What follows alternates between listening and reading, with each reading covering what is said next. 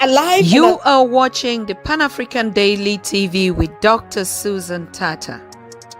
The Africa we want: unity, consciousness, our culture, our spirituality, our history. One Africa for Africans worldwide. Motherland's calling its diaspora home. Join my voice. Join my team. Join my campaign. Campaign 21 hashtag 1 million subscribers on the Pan-African Daily TV YouTube. Be a volunteer. Apply now. Be the new Africa. So wonderful, wonderful. People, we are live. We are live tonight, as you can see. We are ready for you. The studio is ready.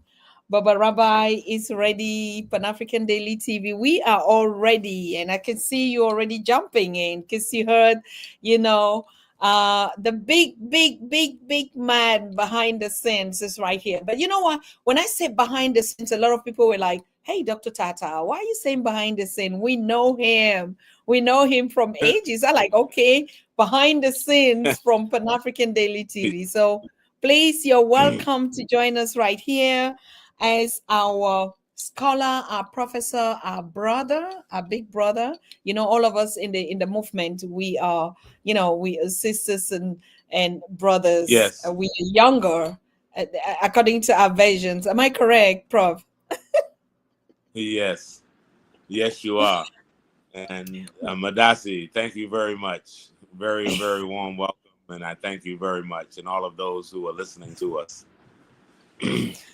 Yeah, there's a lot of things. There's a lot of things going on. I don't even know where to start from.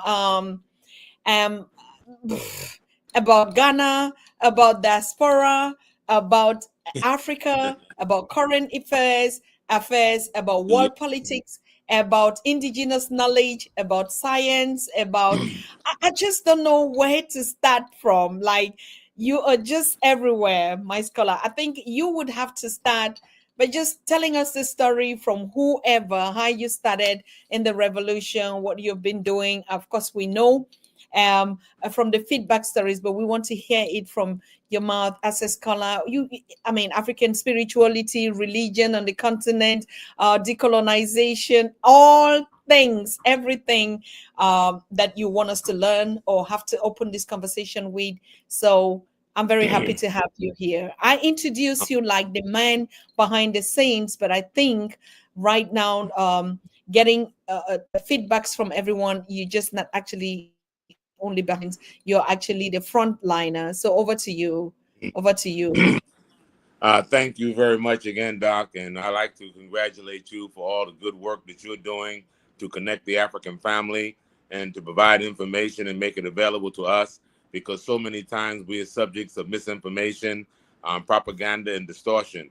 And thank you for the effort that you've been putting in to make sure that we have a clear stream of information, correct information, to grow this African family and to grow our minds in fertile ground of our history, and that we can make clear decisions about understanding our destiny as a people being collectively connected together. So thank you once again for that and providing the opportunity for me to share part of my experience and part of my contribution to the African family. Of course, now let me start by just saying I'm originally born in Mount Vernon, New York. Had most of my primary years in New York, in the U.S. And before moving to Ghana, I came to Ghana over 38 years ago and been living here as my residence and my address for 32 years. And so I've had some extensive travel throughout the African continent.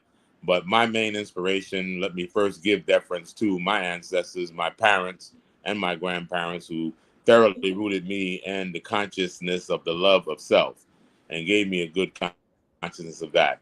I once was speaking about my beginning and upbringing as an adolescent, and I entitled a piece and a work that I did on that subject matter as my mother took me to church and my father took me to Harlem. When I think about that, and Harlem being a foundation of my experience, being born close to it, I was in contact with so many Pan-Africanists and Black nationalists of the day, at least of the 60s and the early 70s. And it gave me, it imbued me with the dedication and the commitment to assign myself to the development of my people, making a major significant contribution with my life to the life of my people. So it is on that foundation that I've always had a desire to go beyond the initial relationship with Mother Africa by studying Africa through books and being inspired through speeches and by African leaders who were progressive during the struggle for independence and the struggle for liberation and freedom. I wanted to go beyond that and follow up on the vision and dream of so many of them about making a real contact and building real bridges between Africa, completing that cycle. We know that when millions of us were taken from the African continent and separated from Mother Africa, it was without notice and was forcibly done. And there was concerted efforts to make sure that we would transform from our original indigenous self as African people with a whole system of how we perceive ourselves, the world, and the universe, and to transforming us into what they would call at that time a Negro. And that took a scientific method to take the embodiment of who it is that we are as a people to make a whole new being. And I realized that upon my graduation from high school, that out of the 12 plus years that I spent going through my primary education, that there was nothing there that told me about my history, who I was as an African, a person of African descent. And so I decided upon entering into university that I would dedicate my time to finding out who it is that we are as a people, who it is I am as an individual, but in a broader sense of connected to a people. And that started me on a quest that has never ceased to be, even right now. Some of my, of course, great heroes have been, as usual, the Honorable Marcus Mosiah Garvey, the Malcolm X, who was more of someone I could say that I've seen, I lived with, of course, not with Marcus Garvey, but at least I was able to be very young when Malcolm X was on the scene. And I remember indelibly when he was taken away from us during his assassination, but never taken away from us in spirit. And it was his autobiography that inspired me to make sure that I didn't continue my university education without the purpose of seeing how it could fit in with making a major contribution to the development of our people. So that drove my interest, that drove me to search out others of our heroes. And I found out there were so many on that list, so many great men and women that made significant contributions to our people. But because us not having the supportive institutions that continue to educate us and the generation that go before us, we have a tendency sometimes to be inspired to be committed and operate in a vacuum of what those who have done before us. Or when those people who have been inspirational figures and icons in our life, making contributions to the development and the freedom and liberation of our people, many times they're cut off in the middle of their work and we are suspended. And we don't pick up that flag and keep it running or pick up where they left off to keep their vision alive.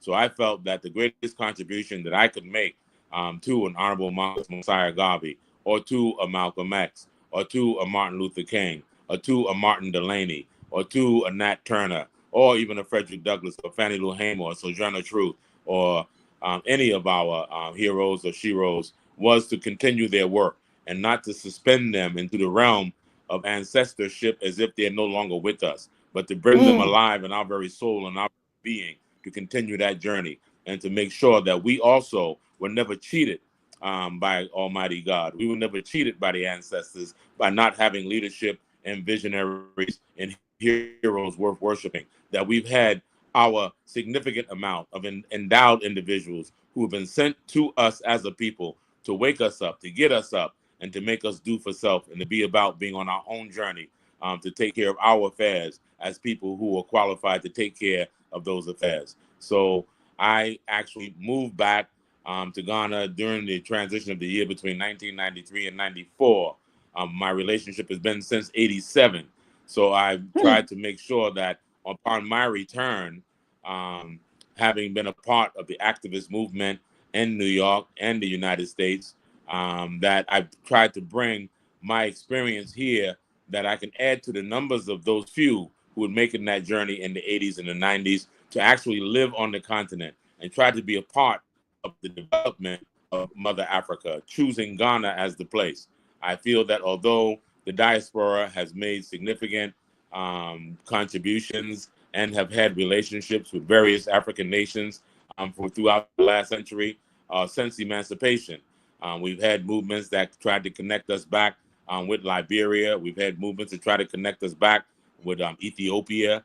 And we know that finally in 1957, after many years of struggle, that when the Asajifo Dr. Kwame Nkrumah declared the independence of Ghana and raised the Black Star, in the colors of the new founded Ghana, and brought down the Union Jack, that he invited diasporians to come and be a part of building a new nation. And he invited Africa to basically join the trail and be a part of the momentum of creating a new Africa. So that we found that when Ghana actually received its status as a republic in 1960, 30 other African nations also received their independence in 1960. So we see that he began to blaze a trail to be able to bring into manifestation a vision of a new Africa. And that took the manifestation of a new African and the new African personality. So many Africans in the diaspora came to try to join in that effort of building a new Ghana out of the old Gold Coast. And we have prominent personalities that were part of that initiative. Many of those who were spoken at that time, we know W.B. Du Bois became a part of that initiative. We know Maya Angelou, Richard Wright, Tom Feelings. We even have engineers and experts that came in that made significant contributions to the early years of Mother Ghana at the invitation of the Asajifo Dr. Kwame Nkrumah. And we know that with the overthrow of Nkrumah in 1966, that much of that effort had came to a halt. And people, not only did that come to a halt, but we had a destabilization throughout the African continent with a number of coups d'etats, overthrows, setbacks, military juntas, as they're often called. But we know that there was an interruption. But for me, when I began to look at the African continent and make my own contact with it in the mid-'80s, I realized that Ghana, again, was stirring up and making some motion towards trying to itself and find a new path for itself.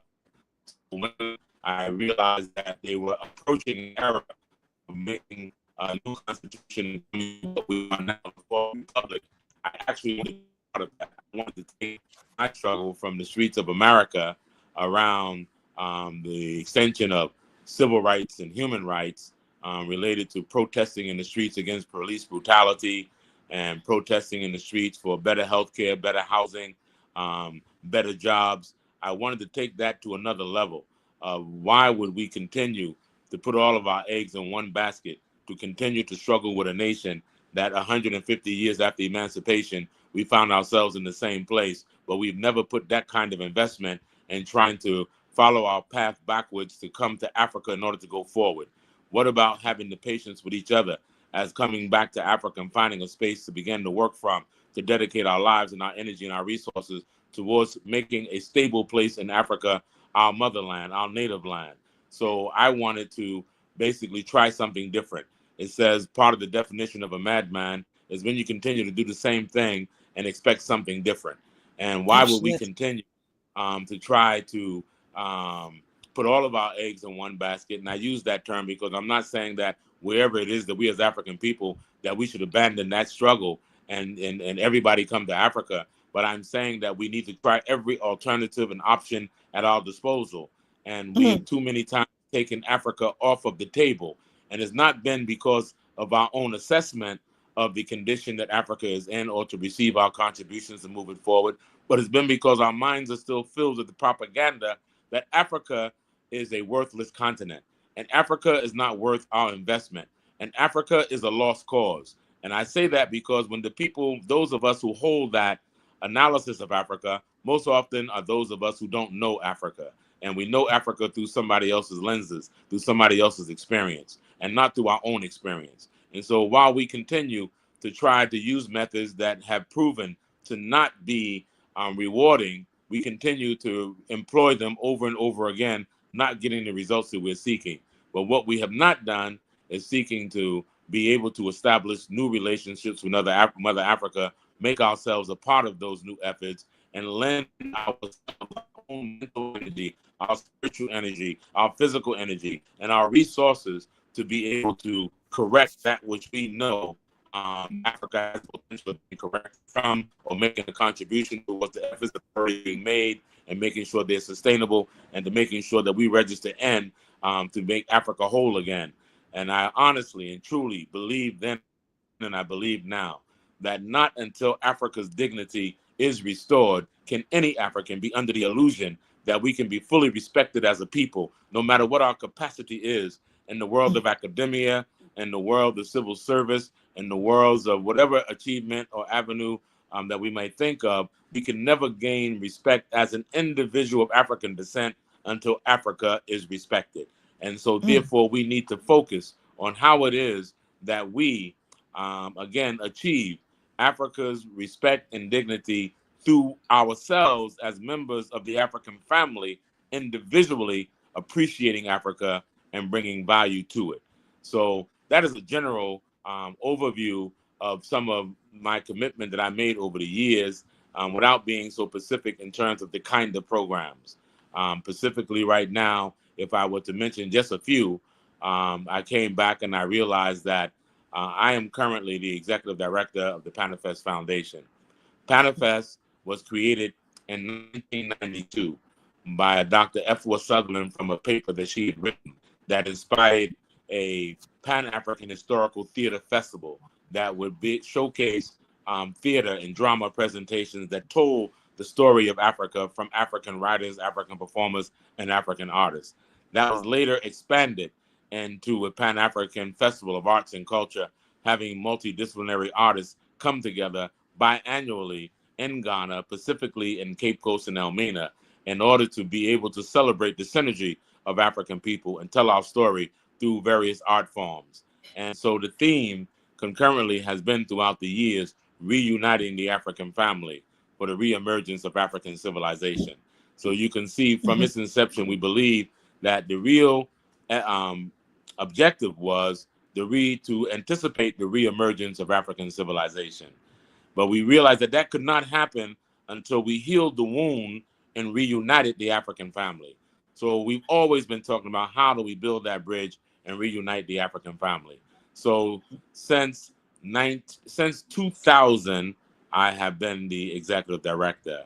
The years before that, I have been one helping to mobilize the African Diaspora to participate in the festival itself before I took over the responsibility as executive secretary, then executive director.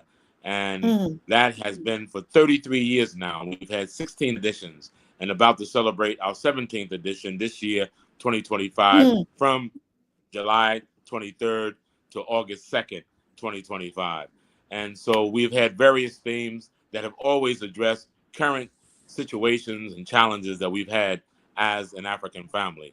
Out of that initiative, Ghana thought of this at the beginning in the onset of its first year of its fourth republic.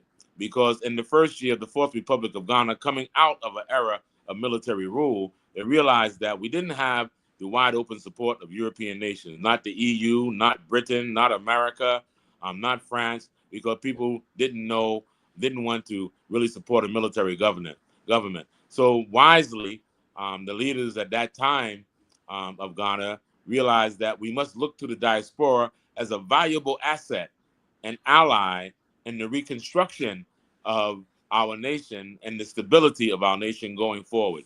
And that was part of the reason why Panafest came into being as an artistic medium, since art is a universal language, to be able to bring the festival into being and coinciding with the coming into existence of the Fourth Republic of Ghana.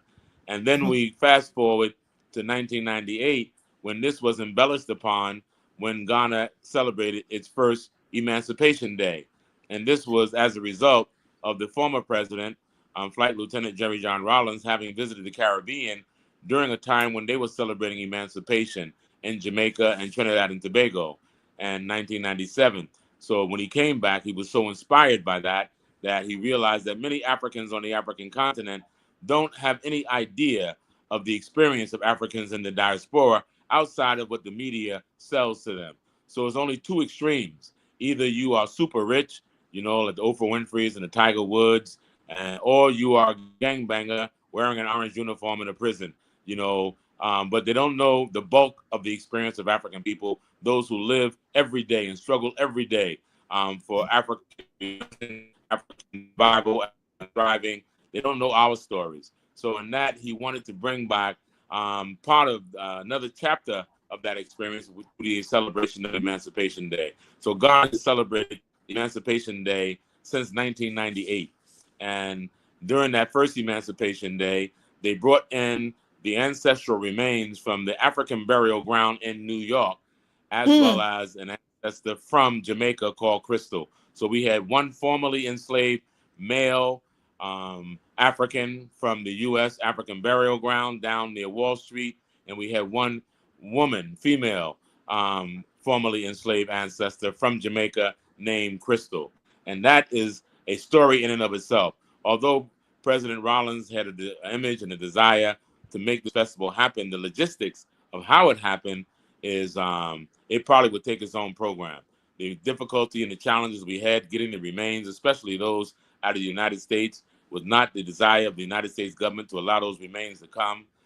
You know, we have a mutual friend and a colleague that's on your program, Professor James Smalls. He played a major part in the collaboration on the other side with the Carson family of the famous Sonny Carson, a very famous activist out of Brooklyn, New York.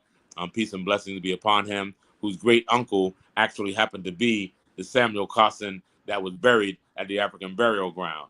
And he was one that was asked by the press in New York at the time when they realized that his uncle was one of the remains that they dug up. What are you going to do with those remains now that you found out it's a relative of yours? He said, I'm taking them back to Africa. But he said that as a matter of fact. But fortunately for him, through his association with Professor James Small and with Dr. Leonard Jeffries and the Pan-African community there in New York, they were able to make contact with the authorities here in Ghana to make that happen. And then because of my familiarity with Professor Smalls and Dr. Jeffries, I was on the ground. And I was the on the ground person to help to make sure that we scouted out the area that was chosen, which is Asin Manso. Now many of our people take a pilgrimage to the last bath. They don't really know how or what happened behind the scene that site was chosen, nor the personalities that were involved in the decision making that made it happen. So, you know, the first was a conversation around the remains being brought to Cape Coast or Amina, forts or dungeons. But then we were thinking about how do we expand this not just tourism route, but how do we expand the experience here in Ghana to include as many areas as we possibly can that are related to the enslavement and the history of the route that this market took on. So when we realized that this place, it was a historical site, the decision was taken to take the remains to Asin Manso, and the rest is history. Now it is one of the prominent landmarks. When those come as pilgrims to learn about the slave trade, they go to the last bath, and that's where those remains are remaining. And now, as of the year of return in 2019, the Prime Minister of Barbados brought the remains of a third ancestor from Barbados. So now there's 3 grave sites. So we say that to say, when we brought those remains in, we brought them, of course, by air on Ghana Airways to Accra. And then from Accra, we brought them to the central region. And when we brought them to the central region, we stopped at a place called Abanzi, which by reputation says is one of the first places our ancestors were captured and brought to the New World. So we put them on boats or canoes there to bring them on the waters so that it would be like they were returning from the waters the way their ancestors were taken away. And we brought them through the door of no return at the Cape Coast dungeon. And it was at that time in 1998 that we changed the name of the door of no return to the door of return. That those ancestors being brought through that door had initiated a season and a spirit of the return of those who were prophesied to never return. We turned that vibration around to the door of return.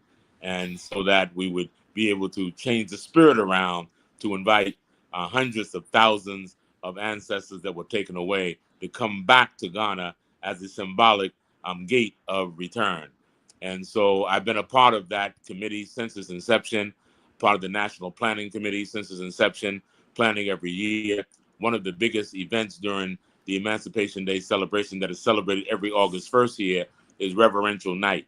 And every July 31st, we have a candlelight ceremony to the streets of Cape Coast in tribute to our ancestors that were marched down from the interior of every part of this region in West Africa to the coastal lands, to the dungeons, to the forts, and to the edifices that grace this Gulf of Guinea, where our ancestors were held until they joined ships and were shipped over to what was called the New World before we had the nation states that we got today that we call their names by.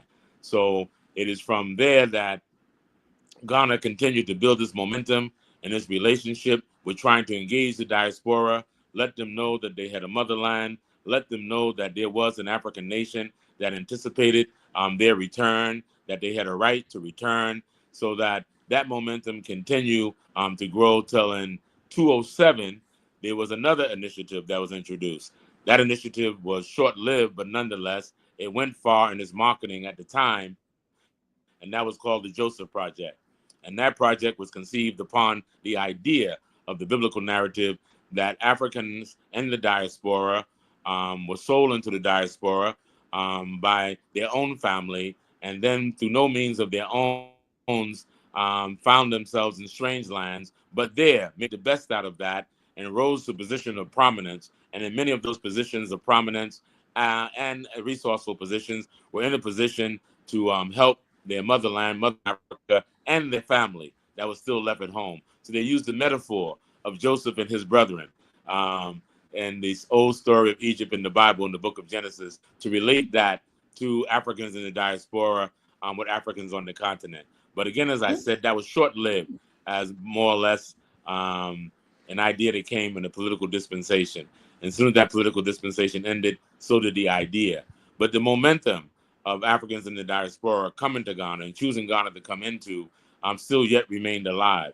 And again, as I say, fortunately, I was able to be in close contact with that initiative as well, as long as it listed, but continuing to fight for Panafest not to be done away with, nor its efforts to be done away with, but to continue to be enriched with the participation, marketing of letting our brothers and sisters know that this is something you can engage with to have an introduction to Africa. You know, many of our brothers and sisters have no idea, if they even dream of coming to Africa, where to start. They think of Africa as a country and not a continent. And then when they get to learn that it's a continent with many different countries in it, then they get paralyzed with the analysis of where do I start? Who do I go? Who do I know? So we've continued to use Ghana and the Panafest and Emancipation Day as a means of invitation that if you are bogged down with the paralysis of that analysis of trying to figure out where to go, how to start, and where to choose, then take Panafest and Emancipation Day up as an offer and join us during that season and get your introduction to Panafest. So again, we continue with that. And then we had, of course, in the United States, some of us who know the history of the United States very well knew that in 2019 would mark the 400-year anniversary of the arrival of the first enslaved Africans in the English colonies of North America, and that the United States itself would be commemorating that 400-year anniversary. And so those of us who had that knowledge on the ground shared that knowledge. We who work with Panafest wanted to use that historical account to align ourselves with that historical event. And we were able to use our influence to also bring that to the not the bar, the authority, and all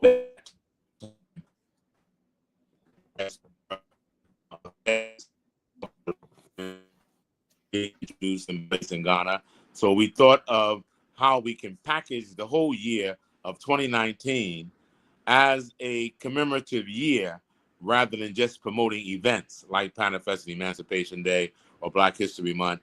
Rather than just promoting events, why don't we brand and promote the whole year and market it?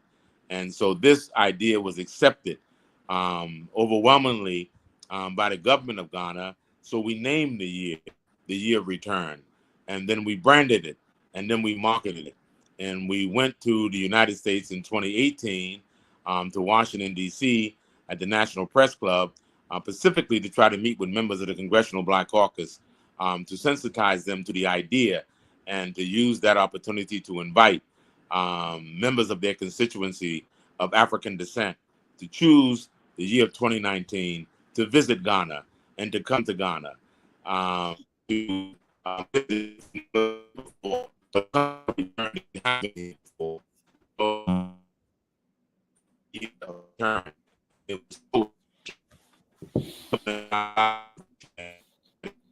that momentum to be under return. So this has been something that I've worked personally with, hands-on, very close. And now we see, as a result of the invitation of inviting Africans from the diaspora here to the continent, those of us who've been involved with advocating legislative reform to be able to facilitate the return of Africans from the diaspora, thought it was a perfect opportunity to escalate that advocacy.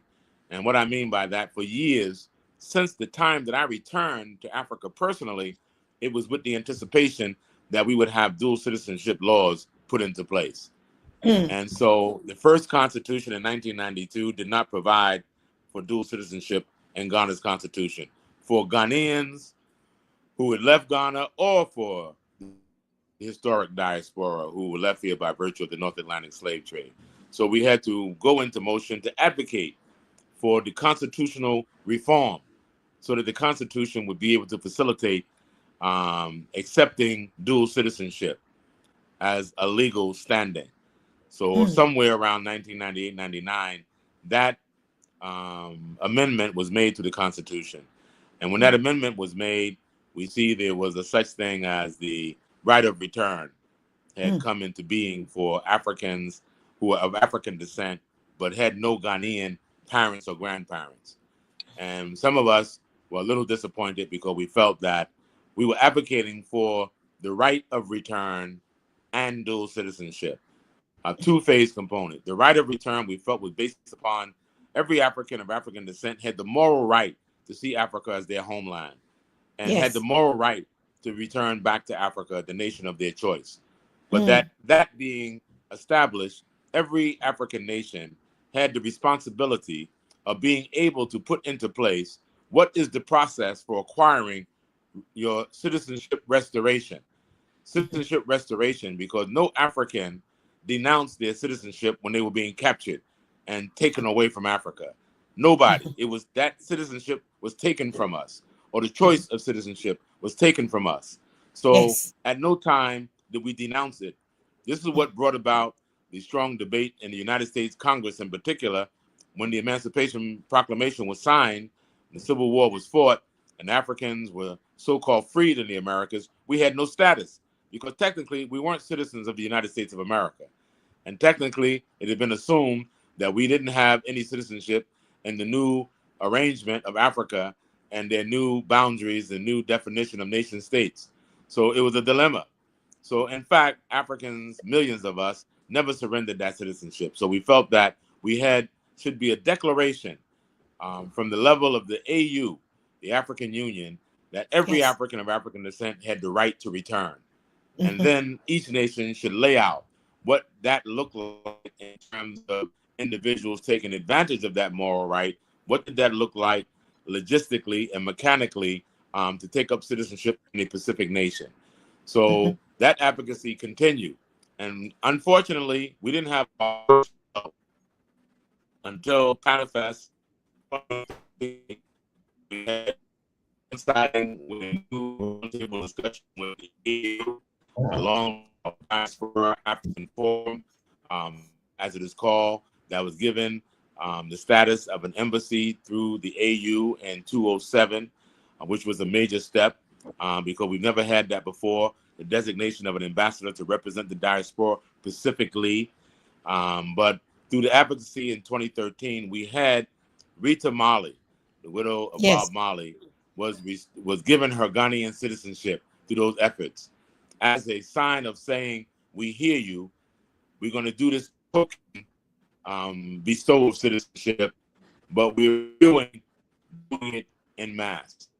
So the point that in person was made to encourage us to say that, for lack of a better term. So then in 2013, we've had it. In 2016, that the current president that just taken over, President John Dramani Mahama, in 2016 granted citizenship to 34 members of the diaspora, of which I was included in that number of 34. So we were encouraged at that time, and we were particularly encouraged by the words that he had spoken to us, that he doesn't deserve credit or thanks for any of this, because he's only doing what he is supposed to do by restoring our citizenship. So we were very happy with that, even though we felt it was in order to thank him for that initiative, which we still do. But he was an outgoing president at that time, and that was the end of the year, at the end of his term. So I went back for historical purposes so that I can go forward and continue. So in 2019, of course, when we said we were inviting thousands of Africans to return to Ghana to be a part of the 400-year commemoration, that it was only right that we offered citizenship. So therein do we have the beginning of this recent spate of Africans in the diaspora being given their citizenship. So in 2019, we had 126. In 2022, we had 129. And now we bring it fast forward to 2024, where we had 524. And even at the beginning of this year, 2025, we had another 86, I believe, that were added on to that number, which has started a momentum of governments opening up and giving citizenship to Africans in the diaspora. That has spurned Sierra Leone to follow similar pattern, the Gambia to follow a similar pattern, Gabon to follow a similar pattern, using different methods. Some are using DNA methods. If Africans can trace their DNA to a particular African country, they're willing to give them their citizenship. But I say it to say that Ghana started a lot of that. And I am proud and humbled to say that I've been a part of, in the center of, and sometimes blessed to be in the leadership of all of those momentums that have taken place in Ghana. Congratulations. Baba, Baba, Baba, Yes. Baba, Baba. The Marcus Garvey of our time in reality. Congratulations. Congratulations. We from the Pan-African Daily TV, honestly, we are so honored and so thankful. And in the Bantu a space where we come from Cameroon, we're going to bring you what we call the red feather. The red feather is going to be put on yourself, on your head as a crown. Because in the village at that time, when you went for a battle like a warrior and you fought and defeated the enemy, you come back in the palace, they would give you the red feather. So the red feather is actually that symbol, and you have manifested it in every way. I know this cannot just be broken down in one session, but yes, you said something, because even just the parcel in the Bible, the part in the Bible that you said, that was what, Moses in Egypt, that was actually our story, telling, reminding us all the time that we sold our own into the diaspora for the coats of many colors. Please, Rabbi, can you just really break that piece down? And for our viewers, can you say the meaning of your titles too? Because you're just embodiment of everything. Yes. My title, which many people still think is my name, is Rabbi, which means master teacher, and also doctor of the law, the original laws of the Torah. And Kohain means a custodian of the tradition and the culture, oftentimes referred to as priest, or chief man. You know, in our African tradition,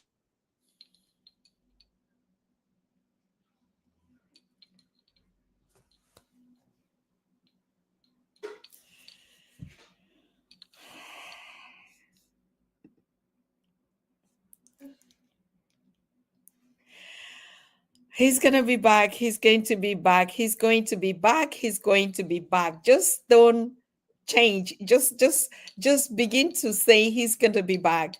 Because what he is bringing here, I know all the challenges that he's been, even starting from us to connect this program, because like we said, most of the people behind the scenes are beginning to come in front, and you begin to see why all these changes, all the development, all the developments, all the developments that we are having on the continent of Africa. Most people are just not aware of the fact that this development about citizenship, about returning, about pushing the political structure to readjust are being done by our children in the diaspora. I don't know how I can push this as I feel like just screaming, like just shouting, but I have to control my emotions. I have to control myself. I just want to touch my heart to be calm. Yes, one people, one destiny. I really just want to. Oh my God, yes. Baba Rabbi Kohin, Nathanyah, Halevi is the man behind the king, the priest, the teacher behind every single step that you have seen, starting from the door of no return to the year of return to citizenship, in every sort of format, in every format.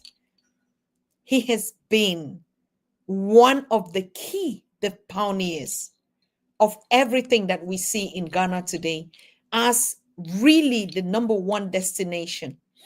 And the idea is so sovereign. The idea, because sometimes the whole of Africa now, we're dancing to the tone of Ibrahim Traore. It is okay, because these are frontliners. Baba Rabbi is one of those that has the same position, doing what Ibrahim Traore and his colleagues are doing in the Sahara to defend their people, but just in the background sector. He is the number one. And that's why I want to thank Professor James Small for putting this connection. He told him Rabbi, because we cannot even call him by his names. That's why his titles are actually his names. You know, all the names that he has, his real and only name is Nathanyah Halevi. That's his only names. But every other name is an entitlement. It's the titles that have been given to him from the highest authority. And he is married to a princess of the Ghanaian royal kingdoms. So you can imagine the fusion between them and the things that he's doing there on the ground.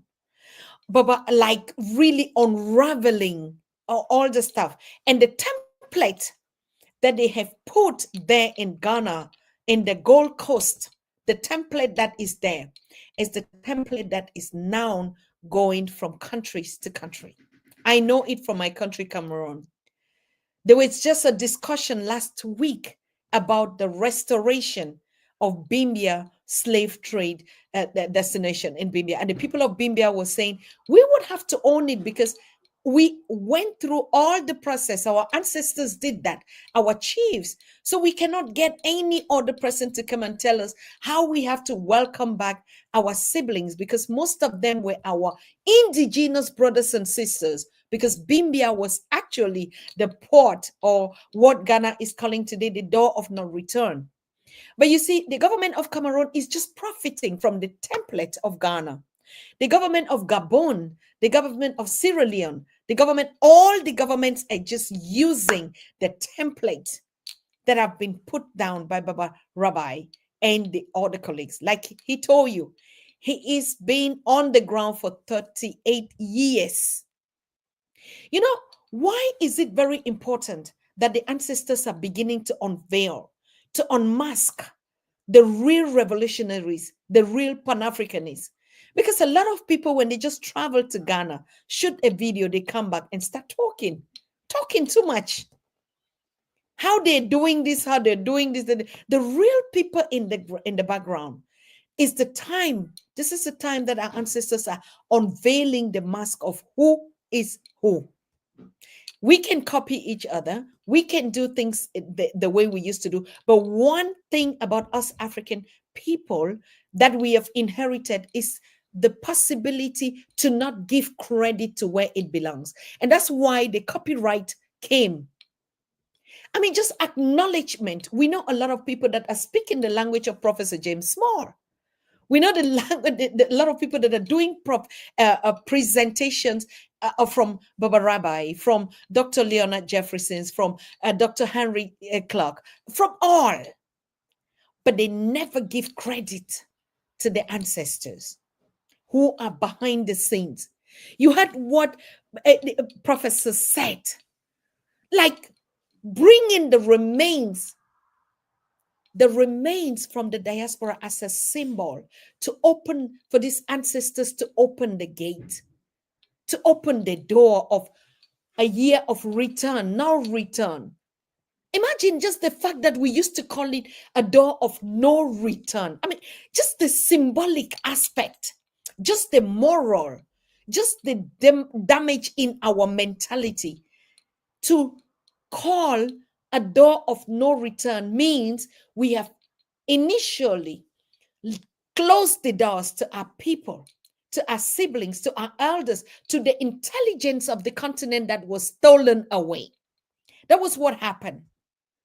What happened was just continued for us to be saying the door of no return and calling all these imposed names is actually this rising the spirit of the negativity to continue to prevail.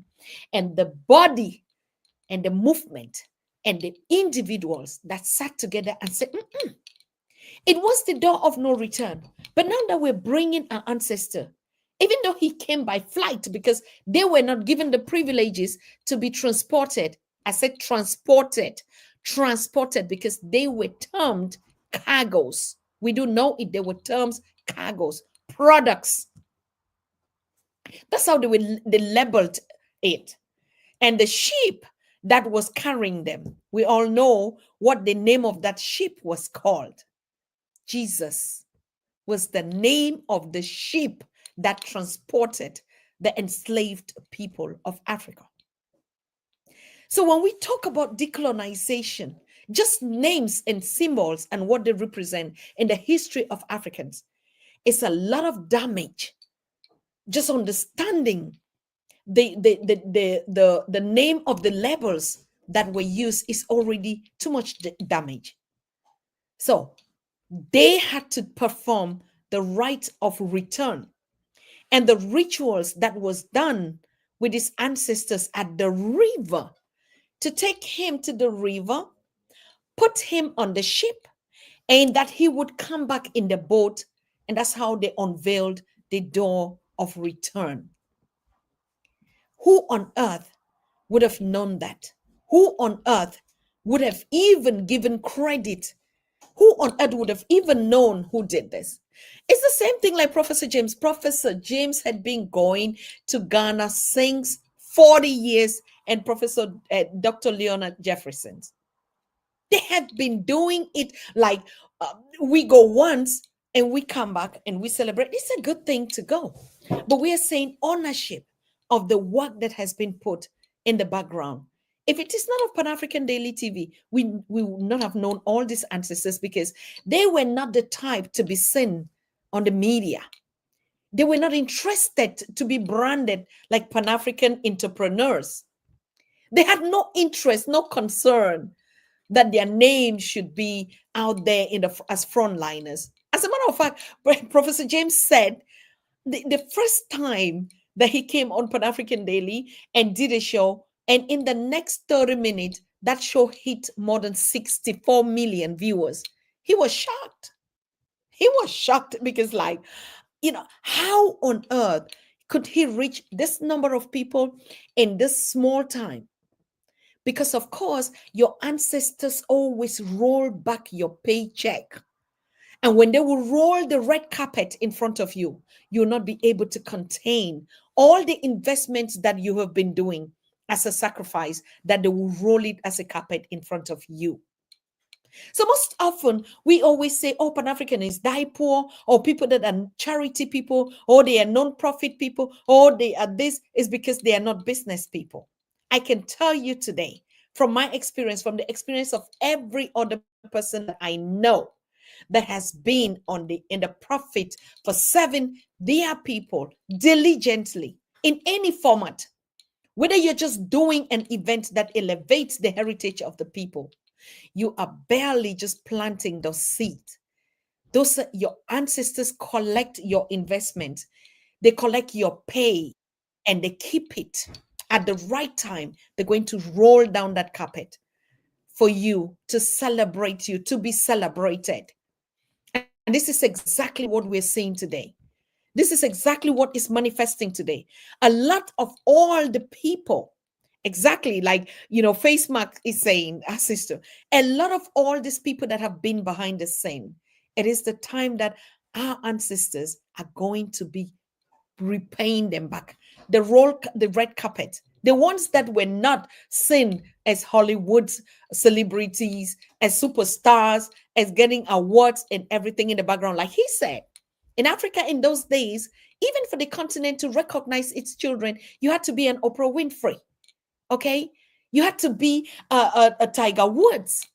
You had to be in the space of celebrity before they would even think that you look like them. But the biggest celebrities are not the one we see, but it's the time of the ancestors. Now we begin to see the red carpet, how they start rolling off the feet of those that were in the industry, of course, of representing, but in another format. But the right people that have been on the stage for years and generations to come, nobody would go uncompensated. Nobody. The legacy that lives on and shines a light for Africa would never look at the Dr. Marcus Garvey, the Kwame Nkrumah, the Patrice Lumumba, the Thomas Sankara, the Muammar Gaddafi, the Julius Nyerere. Look at them, even the Shiros never died. Like he said, never died. Why are we talking about them all the time? Can somebody ever repay that legacy? But we know celebrities that give their names, nobody will remember them. It is time. How much more are we going to?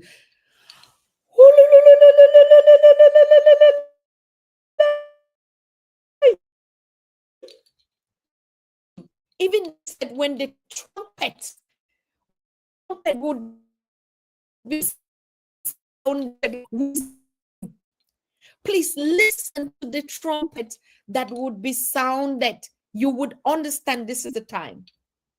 Now the faces, the masks are coming down. You look at the numbers of reparations, the numbers that are gaining recognition, the numbers that have gained citizenship. These are the official ones that we're talking about. But is it not really some kind of like voodoo, black magic? Though I love voodoo, I have to start learning black magic. Is this what is called black magic? Look at the numbers, how the numbers are rising in the returnees. Look at how the numbers are skyrocketing. Do you think it's a is done by the human? Do you think it's just because we sit here and tell you the numbers and everything? No. Our ancestors, the God of the universe, is doing miracles upon miracles every day. If you want to look at what miracles are, if you want me to put it in the format of the word, faith, belief, miracles, testimonies, everything, if you want me to put it in that form and you wanted to see what testimonies are, begin to see them right now. Begin to believe everything that you've been praying for, that you've been advocating for, that you've been pouring libations for, is beginning to happen in your face. Are you ready? Are you willing? Are you even prepared? Are you prepared to get back the gains, to collect your investments? Are you ready? Legacy. It's really just unfortunate that, he's struggling to join, but we already saw this coming. Yesterday when we spoke, we knew it was going to just even posting his name and his posters was already a threat. But to who? I think it's even more of a threat to us, the Black community, to be honest with you. Because the issue is how ready, how focused, prepared are we ready to embrace the change, to embrace the reality? How prepared are we accepting the freedom and the liberation, the everything that you added for, that you wished for, that you longed for? Now, a lot of us are beginning to make our wishes. The elders they already know where they're going to be laid to rest. Don't just dream in the sky. You want to remain or you want to go back to your ancestral land? Those are questions all of us have to answer individually on how much you want to be compensated, how much you want to be rebirthed back into yourself as an extension to continue the work. I'm very, very sorry. I don't know. I'm not sure that we're going to get him.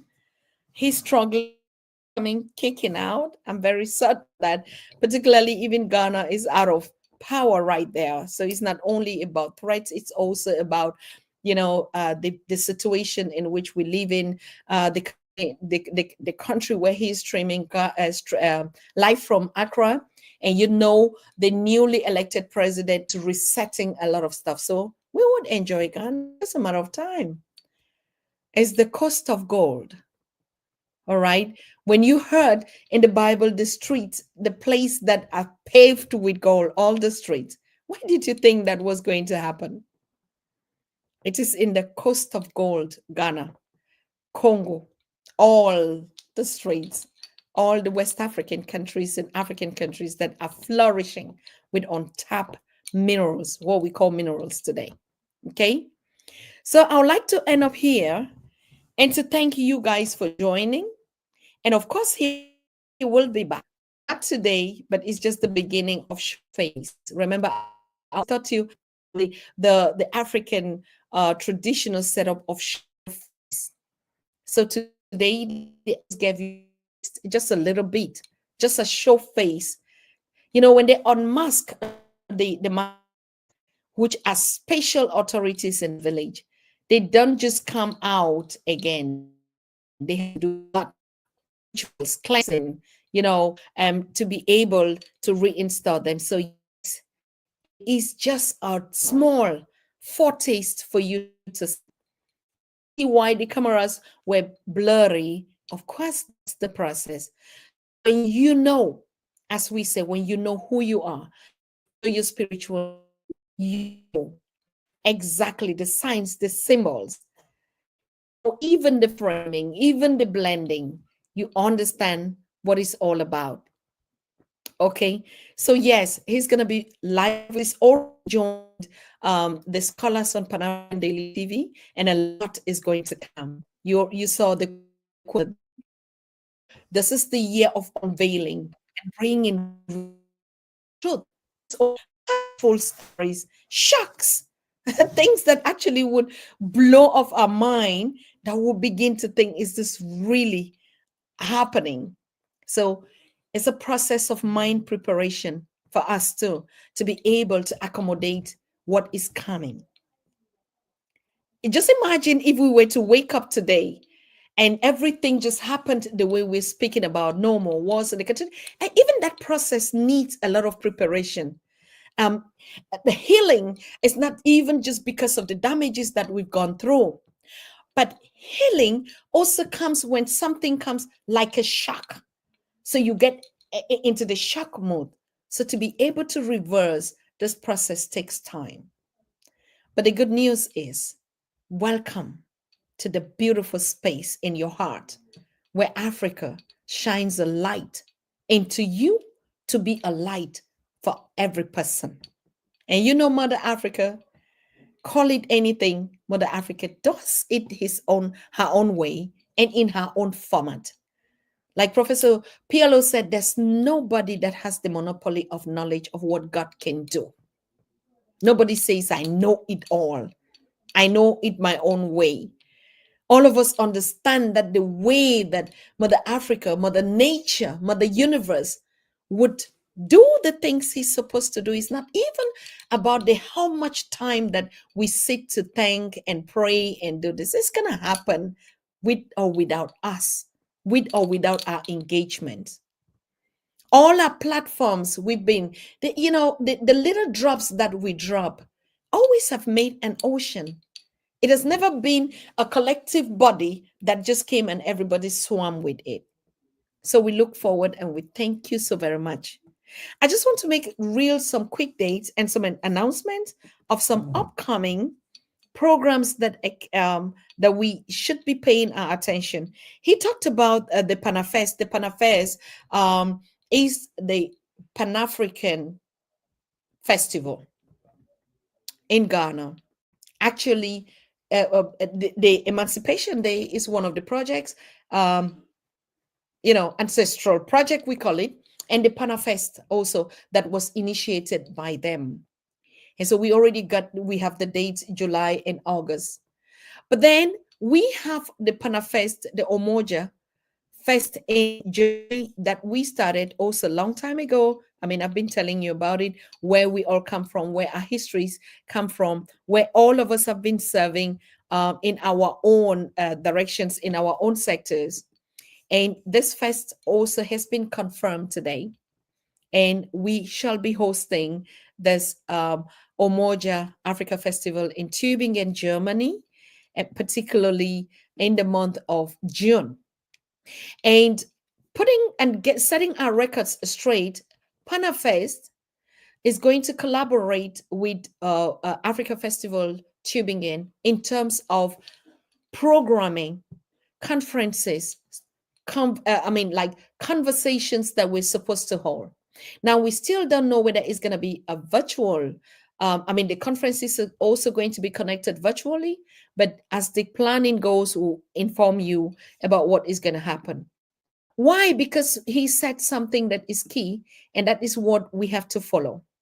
It is not just celebrating. It is the time actually to announce the new coming of the new Africa, the return of the diaspora. And so all the project in the diaspora, like this is the 25th edition that we are doing. And I told you that as you saw my son, 25 years old. So you can imagine, and he was born 1 year as arrived into the space. So it was not a coincidence, never had been a coincidence that we've been all on this journey. So please save the date. As you can see, the 25th edition is going to take place in June, first weekend, 5th to the 8th. Nothing about entertainment, more about the reason of existence. And that is really the time to sound the bell so loud. So thank you so much for today. We'll connect again. Professor James is not around this weekend. He's going for the memorial. I think you've seen the flyers. I just was loading it to share it with us, but I'll share it in the WhatsApp groups and also on our platforms. So for those of you that will be going for Ancestor Baba Malcolm X celebration, Professor James is going to be the keynote speaker, not speaker, but the teacher. And you know the role that he played in the life of Baba Malcolm.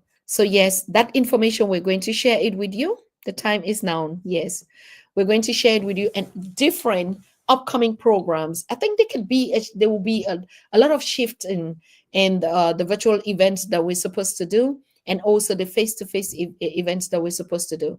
But now we're beginning to get indications and openings to actually concretely say what would be going on. Like this one in Germany is concluded that is going to be going on. The Panafest in Ghana, we are absolutely sure that is going to be going on. If you know any festival, any celebration, any conference that is taking place in your neighborhood, in your country of residence where you are, please post it to us on our contacts, and we'll be able to share that event with the global community. So thank you so very much. We see us this week again live on Pan-African Daily TV. Blessings. Take care of yourself. We love ourselves. Bye. You are watching the Pan-African Daily TV with Dr. Susan Tata. The Africa we want: unity, consciousness, our culture, our spirituality, our history. One Africa for Africans worldwide. Motherland's calling its diaspora home. Join my voice. Join my team. Join my campaign. Campaign 21 hashtag 1 million subscribers on the Pan-African Daily TV YouTube. Be a volunteer. Apply now. Be the new Africa.